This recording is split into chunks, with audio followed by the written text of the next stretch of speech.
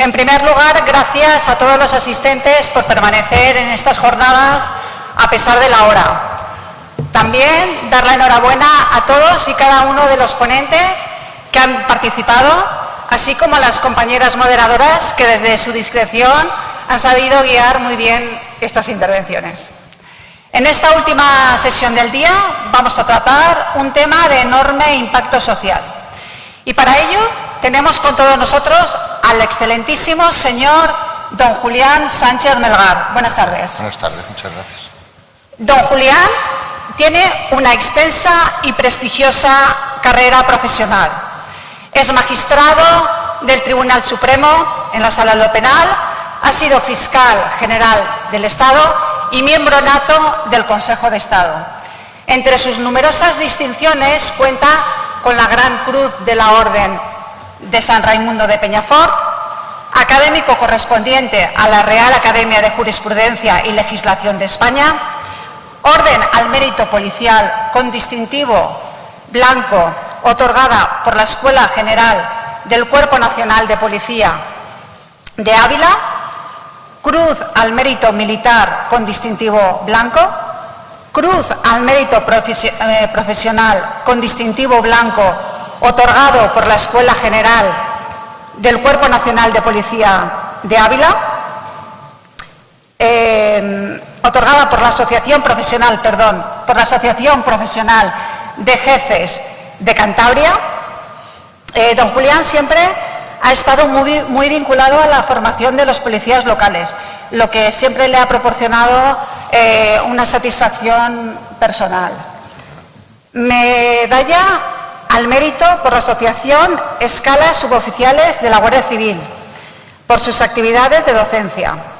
Insignia de oro por el Colegio de Abogados de Palencia. Mención especial Soledad Cazorla por el Observatorio contra la Violencia de Género y Doméstica. Y comparecencia en el Congreso de los Diputados a petición de la Presidencia para la actualización del Pacto de Estado en materia de violencia de género. Otorgada el 17, siendo la conferencia el 17 de enero del presente año.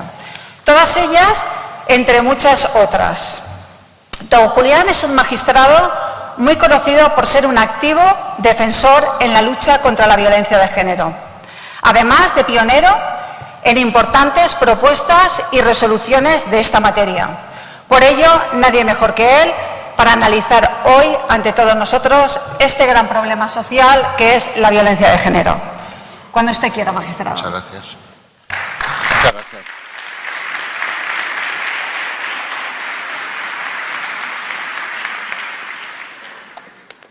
Hola, buenas tardes. ¿Me escucha bien? Bueno, yo quiero agradecer ante todo pues, su presencia en este acto y también la acogida que me está haciendo Benidorm en estos 2 días que llevamos aquí.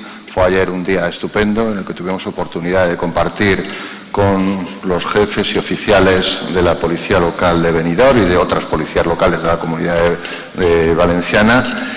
Tenemos, por tanto, que agradecer al Ayuntamiento de Benidorm, también a la Asociación de Jefes, como no, a Antonio Ortega y, como no, a todos los jefes también, empezando por el propio jefe de la Policía Local de Benidorm, el concejal que se encuentra aquí presente, todas las autoridades, y por tanto es para mí pues, un placer y un honor estar en este momento en Benidorm. También quiero agradecer la presencia de mis compañeros del Tribunal Supremo que han estado esta mañana en la mesa redonda. Yo podía haber estado con ellos perfectamente. Y también quiero agradecer a los demás jueces, los miembros de la Judicatura de estas tierras, a los fiscales también y a los abogados que se encuentran aquí presentes. Muchas gracias, Benidorm, porque nos ha dado una acogida estupenda y porque estoy muy comprometido con la formación. En definitiva, con la formación de las policías. La Ley de Cuerpos y Fuerzas de Seguridad, y hasta ahí, Ley de Cuerpos y Fuerzas de Seguridad, yo creo que no hay que ponerle ningún apellido, porque los apellidos se ponen después a lo largo de su articulado, y a lo largo de su articulado se regula la actuación de la Guardia Civil, de la Policía Nacional, de las policías autonómicas donde estén implantadas y de todas las policías locales de España. Por tanto, la Ley de Fuerzas y Cuerpos de Seguridad no tiene ningún apellido, son fuerzas y cuerpos de seguridad. ¿Y saben por qué? Porque todas son policía judicial.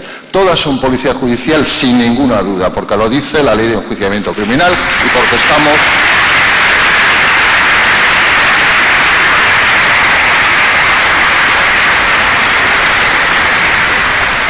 Gracias. Y porque estamos convencidos los jueces de que todos son policía judicial. Y lo podemos decir muy alto, muy claro, porque todos tienen unas funciones específicas y todos se coordinan con un propio fin, que es garantizar los derechos de los ciudadanos. Todas estas prácticas operativas tan extraordinariamente arriesgadas y tan extraordinariamente importantes, como esas otras que nos acaban de contar, frente a frente a un delincuente, todas van con una misma finalidad, que es la defensa de los derechos de los ciudadanos. Por tanto, una buena formación da lugar a una gran profesionalidad, y una gran profesionalidad da lugar a mucho prestigio, y el prestigio tiene que valer para que se pueda defender los derechos de todos los ciudadanos, que es nuestra misión y su misión constitucional.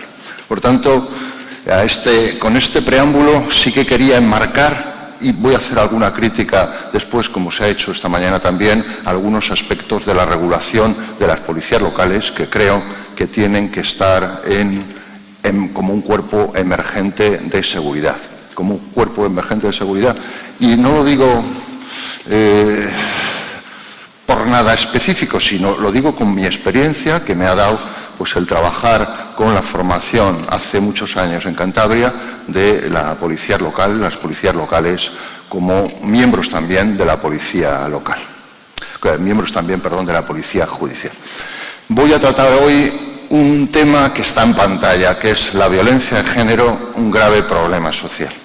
La verdad es un aspecto muy lacerante de nuestra sociedad y que voy a tratar de justificar para entender que es un aspecto que no se puede negar, que está ahí, que es imposible negar esa realidad, y voy a tratar de establecer algunas de las medidas con las cuales podemos luchar frente a esta lacra social que es la violencia de género. Si me dejan pasar la diapositiva. A ver quién me echa una mano para...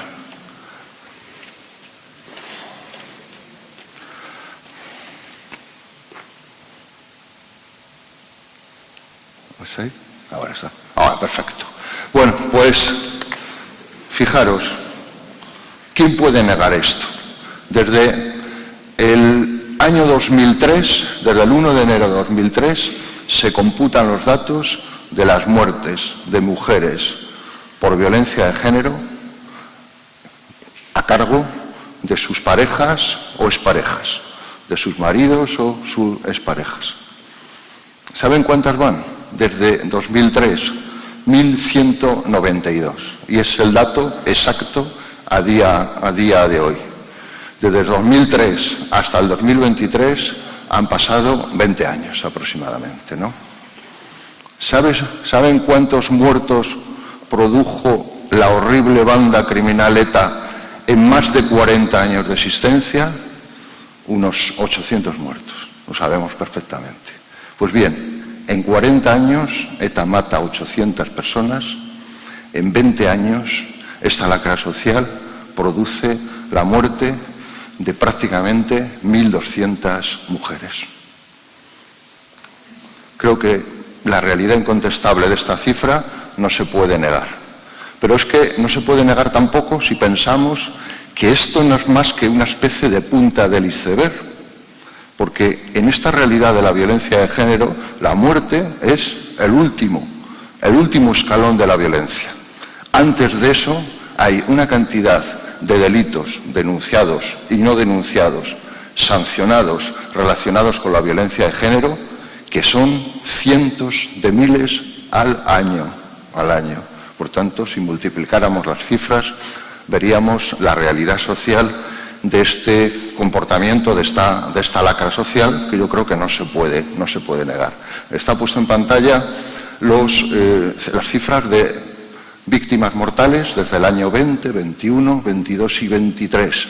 Aproximadamente son exactamente 45, 48, 49. Hubo un repunte el año pasado, como se sabe, a llegar hasta 49, y a fecha de hoy tenemos 10 víctimas mortales y estamos en el mes de marzo. Hoy hemos habido alguna cosa relacionada en Tarragona, pero que no me atrevo a decir nada más porque se está investigando. Pero hasta hace poco, las dos últimas muertes por violencia de género han sido una mujer asesinada en Villanueva de Gállego, en Zaragoza. Era una mujer de 39 años, murió en la puerta de su domicilio, murió en presencia de un menor de 6 años, que era hijo del matrimonio, 6 años, era hijo del matrimonio, y eso ocurrió el 3 de marzo de este año 2023, de este mismo mes. No me estoy refiriendo al siglo pasado, desde luego. La delegación de gobierno lo está estudiando, etcétera, y se ha confirmado también un poco antes, 27 de febrero del año 2023, una menor, una niña casi, una mujer de 17 años en El Rubio, Sevilla, que muere a manos de su pareja, que la mata con un arma, presuntamente un arma de fabricación casera. Estos son hechos que son una realidad incontestable y que están ahí. Recuerdo que el año pasado fui a Palencia, que es mi tierra natal, el 26 de septiembre, había ocurrido un asesinato, era una cosa horrible también, puesto que la policía había sido avisada para que fuera y al juzgado al levantamiento de un cadáver de un hombre que se había tirado al tren. Cuando llegaron allí se encontraron con el cadáver de esa persona y los agentes de la policía pues se dirigieron a casa de su viuda para darle pues la tristísima noticia. Imaginémonos cómo iban, me imagino que no les llegaba el cuello para decirle lo que acababa de ocurrir. ¿Y qué encontraron allí? Encontraron una mujer totalmente apuñalada y muerta desde hacía ya unas horas. Él lo había matado y se había tirado a continuación al tren. Y no solamente eso, he dicho también la violencia vicaria. La violencia vicaria es un fenómeno también que está continuamente en este círculo de dramatismo que es la violencia de género. Hombres que matan a sus hijos o los hijos de su pareja, a veces sus propios hijos, por hacer daño a su pareja, realizan este tipo de acciones. Creo que maldad mayor no se puede hacer. Maldad mayor no se puede hacer. Por eso los hijos y las hijas de las víctimas de violencia de género son también víctimas de esta violencia. Y hay que estar muy atento a esta circunstancia, porque a veces incluso nos lo han dicho públicamente y no hemos hecho el suficiente caso. Me remito a abril del año 2022, aquí se conocerá mejor que en otro sitio, pues estoy refiriéndome a Sueca, y un padre de 47 años mata a su hijo justo antes de entregárselo a su madre, porque había dicho precisamente que lo iba a matar por habérselo quitado. Y efectivamente lo mató después de haber abusado. Después está la violencia segundo orden, la que sufrimos jueces, fiscales, policías, y en definitiva, lo que digo, no quiero entrar mucho en los datos para no aburrir, pero en el 2021 159.000 mujeres fueran víctimas de este tipo de violencia, según la memoria anual del Observatorio de la Violencia de Género. Y la cifra va increciendo, está aumentando, y los huérfanos a los que yo antes me refería, víctimas vicarias de la violencia de género, están en más de 356 desde el año 2013, no 2003, sino desde el año 2013. El año pasado, 2022, está subiendo igualmente el número de denuncias, tanto por víctimas como por propias denuncias de violencia de género. Se dictan 32.842 órdenes de protección y, en definitiva, continúa toda la lucha contra la violencia de género a través del aparato primero policial y después del aparato judicial frente a ellos. Los juzgados durante el año 22 recibieron un total de 182.000 denuncias. Las mujeres víctimas de la violencia de género fueron 176.000, un 10% mayor que el año pasado. Por comunidades autónomas están por encima de la media Baleares, Murcia, esta Comunidad Valenciana, Canarias, Andalucía y Madrid. Y están por debajo Castilla y León, Galicia, País Vasco, La Rioja y Asturias. En punto a la despensa, a la que también me voy a referir, se nota un descenso en cuanto a las mujeres que se acogen a la despensa. Por ahí vamos avanzando para que no se acojan tanto como hacían antes a la despensa y se produzca mediante ese mecanismo la absolución del acusado al quedarse sin prueba el acusador, generalmente el Ministerio Fiscal. Por tanto, yo creo que no se puede negar la violencia de género. Es algo innegable. Los datos están ahí y las cifras son tan elocuentes que no podemos negar esta realidad. Nuestros tribunales están resolviendo los casos también a base de condenas. 76% los juzgados de lo penal, 67% las audiencias, etcétera. Están resolviendo los tribunales a favor de las condenas, en materia de violencia de género. Incluso es tan importante esta realidad que para el Ministerio Fiscal, yo creo que para la sociedad en su conjunto, las víctimas son víctimas incluso aunque no quieran ser víctimas.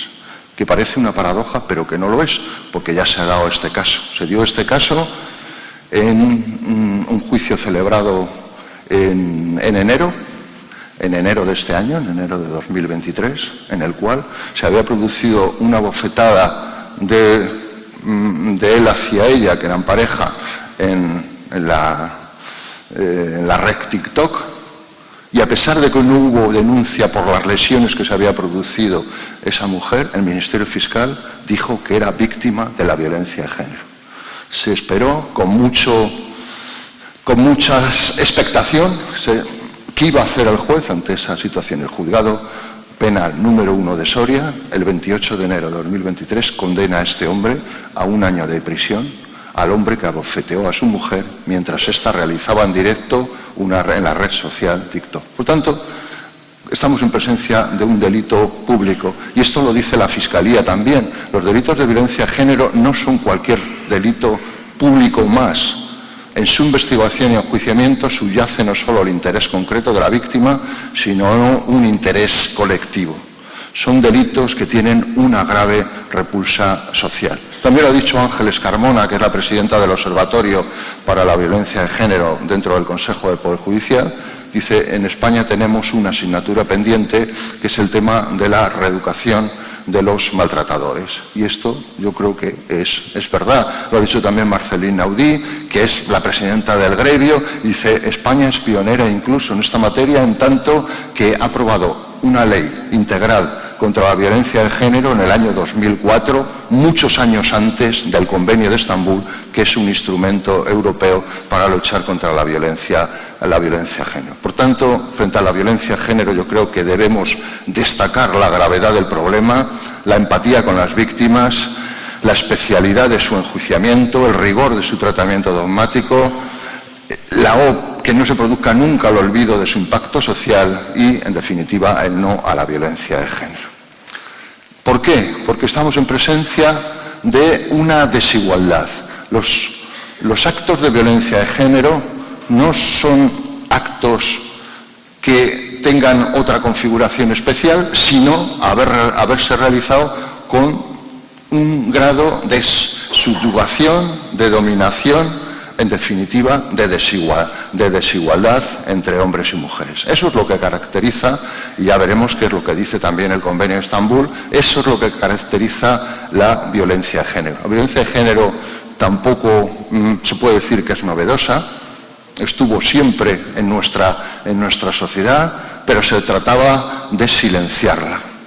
Y ahora no la silenciamos, pero se trataba de silenciarlo. Oíamos una discusión en el piso de arriba de nuestra casa y decíamos, no te metas, que esto es una discusión, que los trapos sucios se lavan en casa, déjalo, no te metas. Y otras veces tiene un sentido en razón de que está basada en la desigualdad de la mujer que ha vivido durante tiempo un proceso de igualación que ahora mantenemos, pero que nosotros lo recordamos perfectamente. Nosotros recordamos perfectamente cómo no hace mucho tiempo una mujer casada pedía permiso a su marido ante el notario para vender una casa que era suya.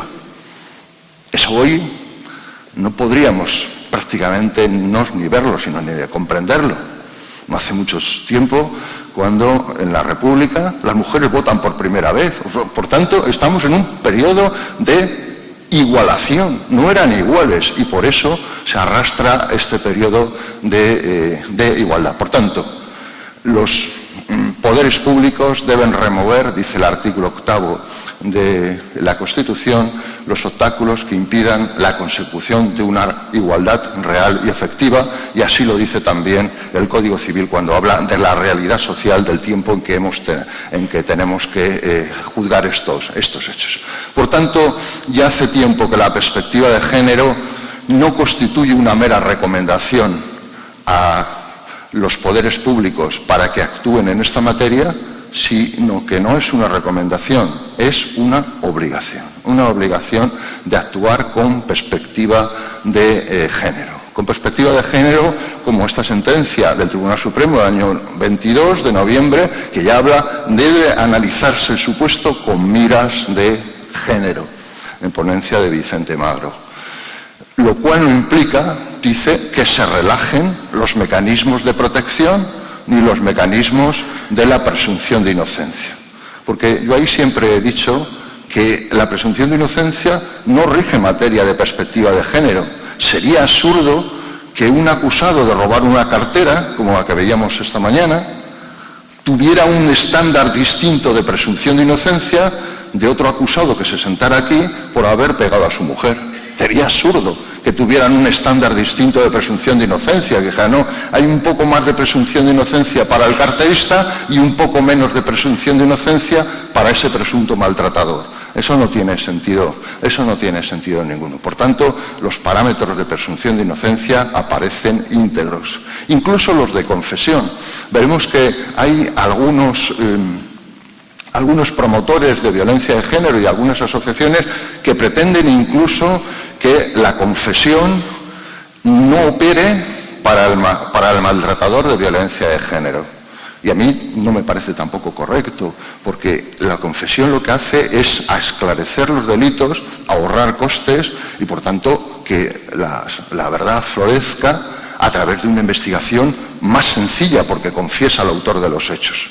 Por tanto, la confesión debe seguir, pero debe ser interpretada, yo creo, como lo hace el Tribunal Supremo. El Tribunal Supremo dice, si usted quiere valerse de la confesión para un atenuante como mera estratagema legal, no le va a valer. Es decir, el que acaba de matar a su mujer y es visto por todo el mundo, es visto por sus hijos o es visto por su vecino, no puede aprovecharse de la confesión, porque eso no arregla ni esclarece nada, solamente aquellos otros aspectos.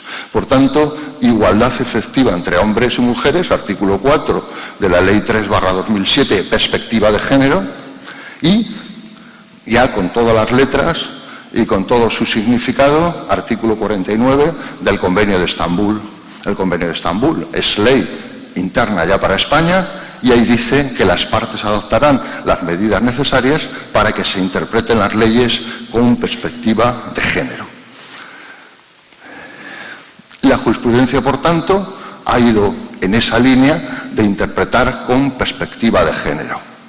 La perspectiva de género es verdad que llegó con ciertas reticencias, pero yo creo que ahora nadie la puede poner ni discutir. Vicente Magro, tengo en pantalla, en una de las primeras sentencias que trató de la alevosía, lo puso de manifiesto y vino a decir, hay que interpretar la alevosía con perspectiva de género. ¿Por qué?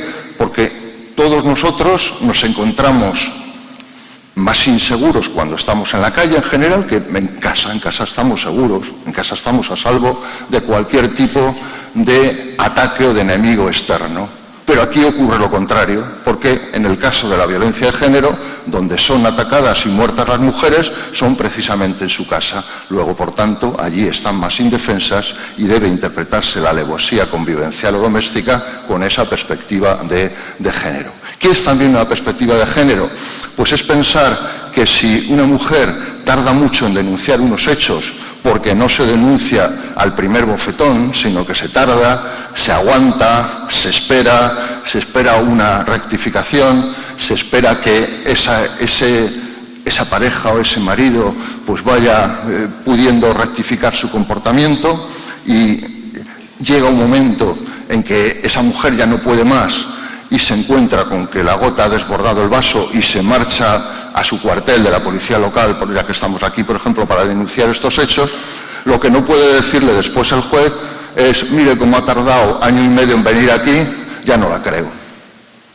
No la creo, fíjate, lo hubiera creído si hubiera venido pronto, pero ha venido hace año y medio a contarme una película de hace mucho tiempo, no la creo o la creo menos.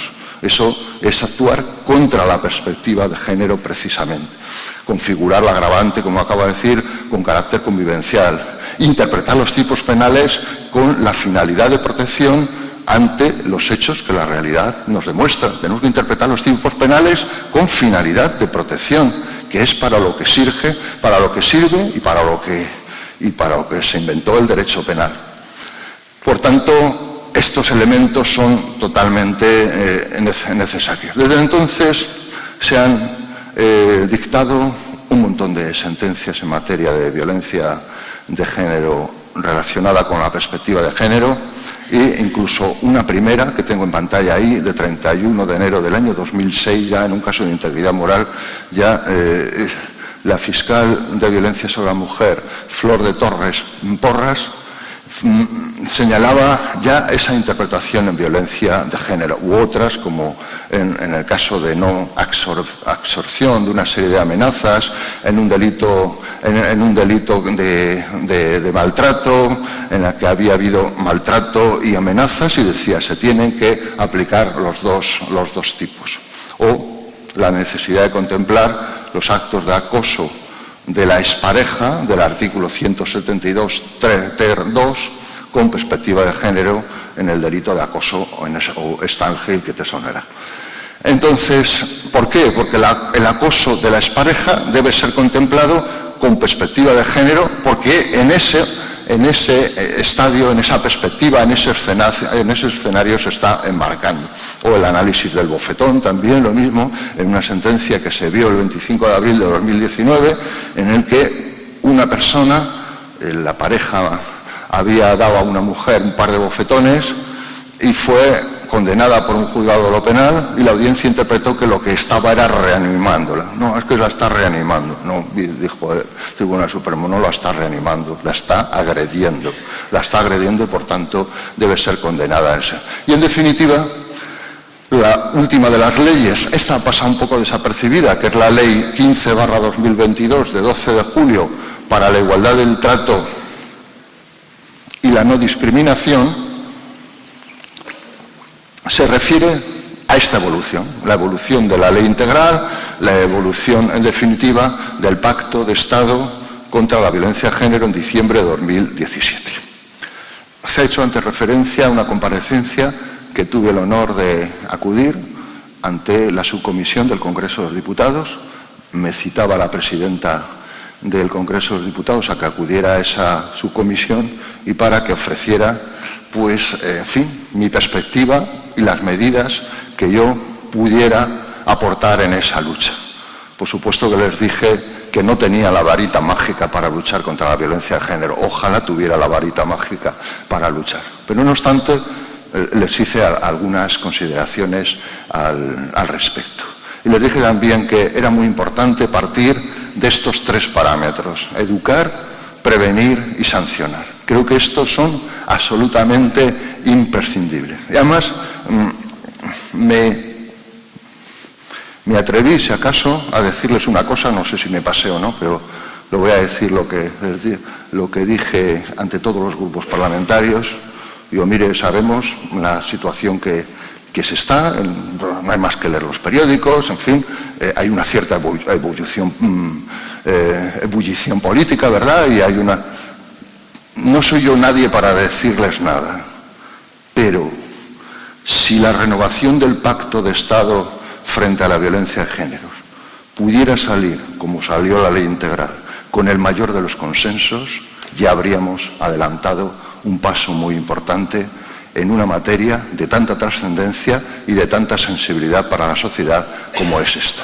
Porque es que, en definitiva, en esta materia pues cuesta mucho denunciar. Sabemos que se denuncia aproximadamente un 20% de la violencia de género real, se denuncia un 20% nada más. No hay datos sobre eso porque evidentemente lo que no se denuncia ahí está opaco y no se conoce exactamente, pero se cree que vamos por ahí, por esa cifra.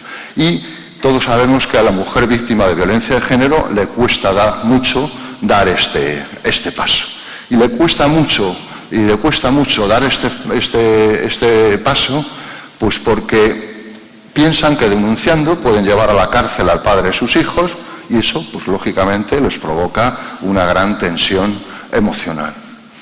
Esta persona que es habitualmente o que puede ser el autor de un delito de estas características es excesivamente a menudo celosa, padece trastorno de celotipia, quiere controlar a la otra persona hasta cómo se viste, con quién se relaciona. Nosotros detectamos que por parte de la juventud hay mucho control en parejas respecto a qué es lo que hace esa pareja, a través incluso de las redes sociales, cosa que entonces no existían, pero ahora se llega a la circunstancia de que un chico le dice a una chica, oye, ¿dónde estás? Y mándame una foto para que vea yo en qué sitio estás, porque quiero yo saber. O sea, con un acto de control que es absolutamente, pues yo creo que improcedente del todo. Son gente que se irrita fácilmente, que no controla sus impulsos, que obviamente agrede, que beben o consumen otras drogas, y que siempre culpan a la otra persona de todo lo que les pasa. Sobre todo son personas que piensan que la mujer ha de estar subordinada al hombre. Por contra, la mujer mantiene otra posición también, es muy conocida sociológicamente esta posición y psicológicamente se ha estudiado. Si se entera de que lo he denunciado me va a matar.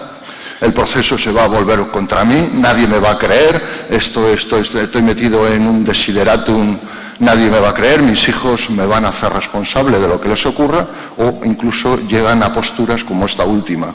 Les dice, tuvimos nosotros la culpa de ponerle nervioso, no es culpable de lo que hizo. Y todo esto en relación con la violencia vicaria y los pronunciamientos que se han dictado en esta materia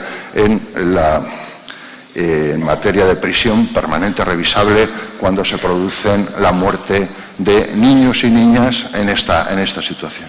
Por tanto, el dilema de la víctima a veces denuncio los hechos, me acojo a la dispensa, porque hay que ponerse en la piel de una mujer que está siendo víctima y que le impide dar este paso y denunciar. Y sobre todo denunciar pensando que puede tener una situación que es, de lo que voy a hablar también, que hemos tenido una sentencia, antes se refirió esta mañana mi compañero Vicente Magro sobre la dispensa, que ha sido modificada por el legislador en la Ley Orgánica 8/2021. Como sabemos, las personas están dispensadas de la obligación de declarar frente a una serie de parientes. Esos parientes son de los más estrechos. La línea recta ascendente y la descendente, sus padres, sus hijos, sus hermanos y su pareja. Sobre ellos está dispensada esa persona de declarar. Pero pensemos un momento, ¿por qué es ese derecho histórico que está en la Ley de Enjuiciamiento Criminal desde el siglo XIX? ¿Por qué se ha establecido la dispensa en la Ley de Enjuiciamiento Criminal? Se ha establecido para que los denunciantes no puedan denunciar a sus denunciados, es decir, para que servir de cortapisa a una denuncia, o lo que se ha establecido es para fortalecer un vínculo de no declarar frente a las personas sobre las cuales se tiene el más estrecho vínculo de sangre o de solidaridad, como es el afecto marital. Y ahí sí que tiene sentido, y por eso tiene sentido, porque si ustedes preguntaran a una mujer sobre dónde ha estado su marido, del cual sospechan que ha podido cometer un acto delictivo, tal vez un asesinato, es lógico que esa mujer le diga: no, mire, agente, tengo derecho de dispensa, permítame que no le conteste a esa pregunta. Permítame, se dispensa, esa es la palabra, permítame que no le conteste a la pregunta, porque si contesto a esta pregunta estoy en realidad destapando o estoy denunciando a mi marido si le digo que anoche llegó tarde y ensangrentado a la camisa, obviamente, ¿no? ¿Qué diríamos si le preguntaran a una madre, por cualquiera de ustedes: señora, ¿dónde tiene la droga escondida a su hijo? ¿Qué diría esa señora? Perdóneme que no le conteste a esa pregunta, tengo la dispensa, porque si le contesto a la pregunta voy a traicionar los lazos de sangre más rigurosos en esta materia. Pero aquí se produce la paradoja de que, como tiene esa dispensa, pues esa señora, y nos volvemos al punto anterior, que estaba harta de recibir pues una serie de agresiones, que la gota había desbordado el vaso y que se había finalmente decidido a acudir a su cuartel, a su comisaría. Cuando llega esa señora ya desbordada del todo y pensando esa noche: mañana lo denuncio, yo no puedo aún más, pues cuando llega allí al cuartel, ¿ustedes qué le dicen? Mire, usted, conforme al 416, no tiene obligación de denunciar ni declarar contra su marido. ¿Y qué diría ella? Pues ¿para qué he venido? ¿Para qué he venido entonces? Si no es a denunciar estos hechos, ¿a qué he venido? ¿Cómo que voy a tener esa dispensa? Por tanto, la ley lo que dice es: resuélvase ese conflicto moral de esa persona, y hasta ese momento tiene esa dispensa. Pero si llega allí y declara, no la vuelva de nuevo otra vez a expresar. Por tanto, no se puede victimizar a la víctima preguntándole una y otra vez en la instrucción, en la policía, en el juicio oral, etcétera, etcétera, sobre si quiere o no denunciar. Y eso es lo que acordó el Pacto de Estado en materia de violencia, en materia de derecho a la dispensa, a través de las modificaciones legales oportunas. Por tanto, resuélvase el conflicto, actúese en consecuencia y se acabó. Esa es la regulación de la dispensa, que nace de la sentencia de Pleno 389/2020 del 10 de julio. Otra que tuvimos también, otro punto que ha sido de interés y de inflexión en esta materia, es la agravante de género. La agravante de género es aquella que supone que un acto realizado con subyugación, con dominación de un hombre frente a una mujer, y por razones de género, es más antijurídico, es más reprochable que si no se hace por esa motivación. Por tanto, se establece la agravante de género en el artículo 22.4. Pero teníamos cierto problema de acoplamiento con la agravante de parentesco, la mixta de parentesco funcionando como agravante, que dice que cuando alguien ataca a aquellas personas que están dentro de sí, en lo más dentro de sus lazos de sangre, es más grave. Es más grave matar a un padre que matar a una persona ajena a esa relación paterno-filial. Y es lógico que sea así. Más grave matar a un hijo que matar a otra. El Código lo contempla así. Entonces decíamos, ¿es compatible el agravante de género con el agravante de parentesco? Y había ciertas discordancias de criterio que se resuelven por la Sala Segunda del Tribunal Supremo, en el sentido de que hay total compatibilidad. Hay total compatibilidad porque la agravante de parentesco responde a desoír ese lazo de sangre que hace contener esas agresiones frente a esas personas, mientras que la agravante de género está basada en la subyugación o en la dominación. Nada que ver, por otro lado, con la discriminación por materia de sexo. Nada que ver con eso. Discriminación por materia de sexo sería si aquí en este auditorio impidiéramos que hombres o mujeres no entraran. Estábamos discriminando un sexo y ese sería el fundamento. Y también los muchos pronunciamientos relativos al maltrato habitual. Por tanto, y voy a ir avanzando más ya, frente a la violencia de género se pueden realizar algunas cosas. Voy a pasar el tema del maltrato habitual para no hacerlo muy largo. Se puede hacer también la violencia económica. Cito aquí también de nuevo a Vicente. Esto lo comenté en la subcomisión lo mismo, porque les decía lo mismo a los parlamentarios.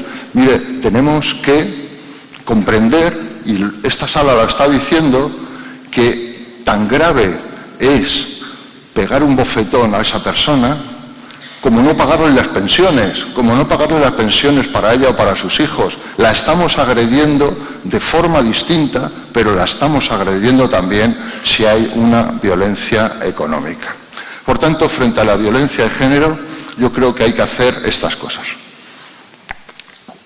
Medidas políticas, medidas legislativas de constante actualización, medidas de observación y seguimiento, medidas de activación, medidas de investigación policial, medidas relacionadas con abogados, procuradores y juzgados especializados y medidas preventivas, medidas de protección, medidas de información, medidas de seguimiento y seguridad, control de legalidad y, en definitiva, tanto la atención de los menores como la sociedad en su conjunto. Déjenme que emplee 5 minutos, 10 como máximo, en la explicación de estas medidas y con esto habré terminado. La sociedad en su conjunto tiene que implicarse conforme a lo que ya nos habíamos dicho. La violencia de género no es algo que esté focalizado en una pareja, sino es la sociedad en su conjunto la que la sufre, porque la sufren ellos, la sufren los hijos y, en definitiva, es una grave lacra social. Natalia Velilla, que es una compañera, es una juez de Madrid, creo que de Móstoles, pero no lo recuerdo ahora muy bien, pues ha comentado una serie de cosas ahora muy especiales sobre este tema. Hace falta medidas políticas, la suscripción del Pacto de Estado frente a la violencia de género. Y entre ese Pacto de Estado de la violencia de género, que ahora se va a renovar, había muchísimos elementos para tomar en consideración, como era, por ejemplo, que no se otorgara ningún indulto en cualquier delito vinculado a la violencia de género. Me recuerda lo que antes decía este compañero policial cuando hablaba de esa condena y de la falta de indulto que finalmente se produjo en esos gravísimos, la modificación del 416 y, en fin, una serie de elementos. En total, 417 medidas. Hacen falta también medidas legislativas de constante actualización. Yo creo que el legislador en esta materia últimamente ha dispuesto 2 leyes como la Ley Orgánica 8/2021 o la Ley Orgánica de Garantía Integral de la Libertad Sexual, la 10/2022, que también están avanzando por la vía de la protección. Hace falta que el observatorio observe la realidad, porque si queremos resolver un problema, ¿qué tenemos que hacer? ¿Qué hacemos cuando queremos resolver el problema? Estudiarlo, conocerlo y dimensionarlo, ¿no? Pues esto es lo que hace el observatorio. Estudia el problema, ofrece los datos y dice a la sociedad, estos son los datos de la violencia de género. Y ahora hay que poner las medidas correspondientes para poder trabajar sobre ello. El observatorio se crea en el artículo 30 de la Ley Integral contra la Violencia de Género y se desarrolla en el decreto que está en pantalla del año 2006. Y, por tanto, evitar la victimización secundaria. Ángeles Carmona lo ha expuesto. Hace falta liderar la violencia de género mediante la acusación. Hay que llevar a esta clase de maltratadores, muchas veces de asesinos, ante los tribunales. Eso es necesario. No solamente hay que tener un conjunto normativo importante, sino hay que saber aplicar ese conjunto normativo para luchar contra la violencia de género. ¿Y cómo se hace eso? Pues se hace, y tuve ocasión de verlo en aquella etapa de la Fiscalía General del Estado, a través de la Fiscalía Delegada de Violencia sobre la Mujer. El fiscal lidera la Fiscalía Delegada de Violencia sobre la Mujer, lidera la lucha frente a la violencia de género. Y lo lidera a través de los fiscales delegados provinciales repartidos por toda España, que son capaces de seguir estos procesos con una visión, además, extraordinariamente importante, mucho más que la que puede tener cualquier órgano judicial. Cualquier órgano judicial, cualquier comisaría puede tener una visión localizada de lo que está pasando en su propio territorio, pero la Fiscalía no. La Fiscalía tiene una visión de lo que está ocurriendo en todos los órganos jurisdiccionales y es capaz de liderar esta lucha. Los abogados, lo mismo. Los abogados no solamente ejercen el papel de defensores cuando les toca, sino también de acusadores particulares o de asesores de denuncias. Es aquí el único caso donde el denunciante recibe incluso la protección de una justicia gratuita, de un abogado de oficio. Siempre lo hemos visto para los investigados. Hemos visto un abogado de oficio, no un denunciante, lógicamente, pero aquí sí, aquí son los denunciantes los que tienen ese derecho a tener asesoramiento jurídico en esa materia, igual que los procuradores, graduados sociales, y ni que decir tienen las fuerzas y cuerpos de seguridad sin apellidos. Y aquí se ve sin apellidos. Pero aquí vuelve a haber otra vez, esta mañana decía el jefe de Elche en su ponencia, que efectivamente que veía una cierta desconfianza en la Ley de Fuerzas y Cuerpos de Seguridad, la Ley Orgánica 2/86, una serie de desconfianza o por lo menos de arrinconamiento de las policías locales en esta materia, cuando precisamente las policías locales en la materia de violencia de género, por su proximidad, son habitualmente las primeras que conocen de estos hechos y las que conocen perfectamente los datos fácticos de dónde se ha producido o donde hay un riesgo importante de producirse estos hechos.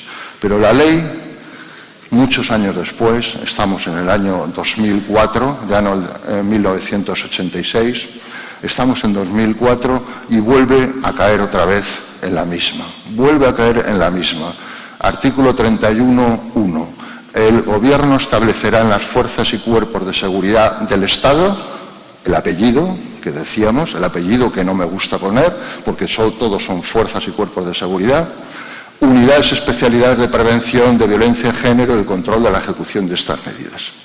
Pero como no podría, digamos, olvidarse del todo, dice, bueno, el 2, pero el Gobierno, con el fin de hacer más efectiva la protección de las víctimas, promoverá las actuaciones necesarias para que las policías locales, en el marco de su colaboración con las fuerzas y cuerpos de seguridad del Estado, pues tomen este tipo de medidas. Y otra vez noto que deberían estar en el mismo rango que todo tipo de fuerzas en la lucha contra esta lacra social que es la violencia de género y no relegadas a ese simple papel de colaboración, al menos es mi opinión. Y todo ello siguiendo los protocolos de actuación. Sin embargo, en el número 4 de ese 31, cuando llegan las policías autonómicas, ahí sí que les sube de rango y les pone al mismo rango que el otro tipo de fuerzas. Tenemos que luchar frente a la violencia de género creando Biogen, que se hizo en el año 2007 y que supone aglutinar las diferentes instituciones públicas, integrar toda la información, hacer predicciones de riesgo. Así que aquí sí que es muy importante hacer predicciones de riesgo y sobre todo coordinar en Biogen. Tenían que estar coordinadas todas las fuerzas de seguridad. ¿Y qué decir de los jueces y fiscales? Pues que el 54,8% de los miembros de la carrera judicial pues son mujeres. Y lo mismo ocurre en los fiscales. ¿Qué hace falta juzgados especializados? Pues hacen falta, esta ley les creó unos juzgados especializados, pero hace falta avanzar mucho en los juzgados especializados. Notamos una deficiencia. El juzgado especializado de violencia de género suele funcionar por la mañana, pero por la tarde, cuando hay un tema de violencia de género, se resuelve ante el juzgado de guardia. Esa distinta actuación creo que es materia de que avancemos sobre ella, evitando peregrinajes de jurisdicciones, dando una respuesta también lo más posible, lo más pronta posible, y acelerando el procedimiento. Las primeras declaraciones de la víctima tienen que ser en las condiciones que marca la ley de evitar una victimización secundaria, valorando el riesgo inmediatamente, con seriedad e inminencia, y en el juicio oral lo mismo. No voy a incidir sobre ello porque está en la ley de enjuiciamiento criminal, pero esta ley incide sobre la víctima ante la celebración del juicio y en el propio día del juicio.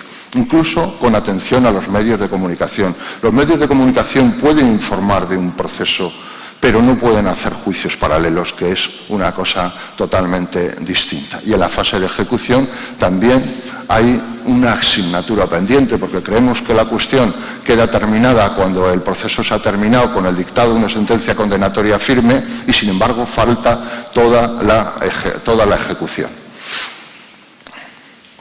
En esa de ejecución están funcionando muy bien, tanto en materia de medidas cautelares como de medidas de ejecución, los medios de control telemático.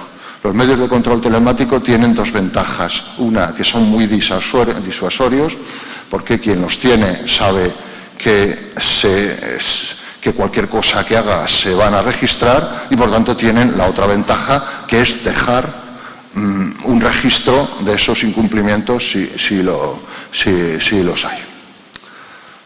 Por tanto, esos dispositivos telemáticos deben ir incrementándose. Las órdenes de protección y las penas de aproximación-comunicación están dando un extraordinario papel, e incluso los instrumentos ya de inteligencia artificial, como es el propio estudio Biogen, que ofrece ya a los juzgados unos instrumentos para predecir el riesgo. Las medidas de información a través de las oficinas de asistencia a la víctima y toda una serie de medidas de seguimiento que están ahí.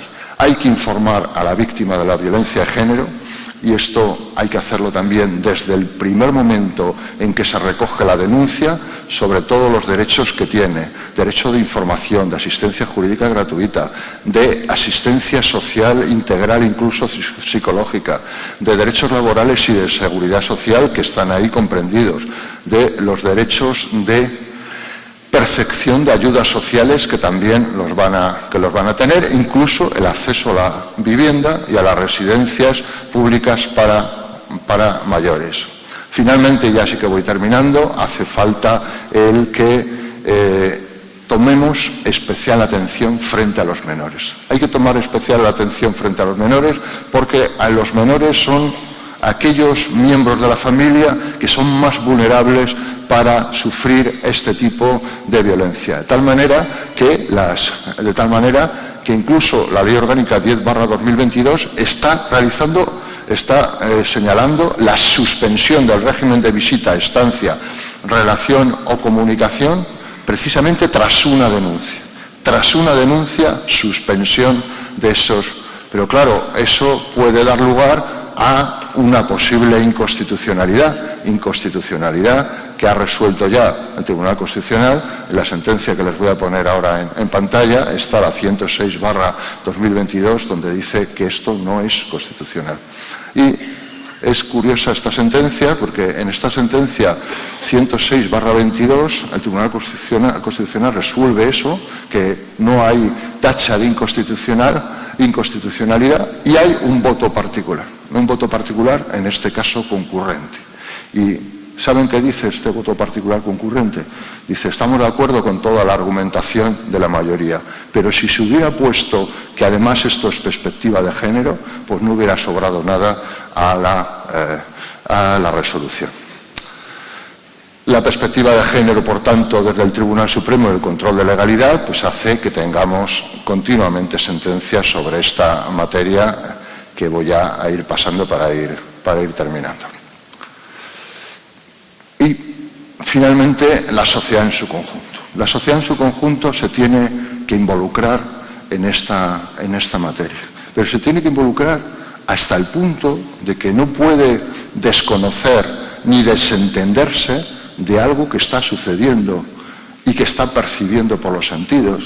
A mí me gustaría, y que no saliera tan pequeñito como sale en pantalla, sino que saliera un poco más grande, recordar a todos el contenido del 450 del Código Penal, que es un delito de omisión, cuando le dice a la sociedad: oiga, el que vea un delito y no lo impida, o bien si no puede impedirlo, porque las condiciones personales le hacen así que no pueda impedirlo, no llamen a las fuerzas de seguridad para que se trate de impedir, no es una obligación de denunciar, no, es un delito del 450. Me gustaría que se recordara eso. Castiga a quien, pudiendo hacerlo, no acuda a la autoridad, a sus agentes, para que impidan un delito de los señalados anteriormente y de cuya próxima o actual comisión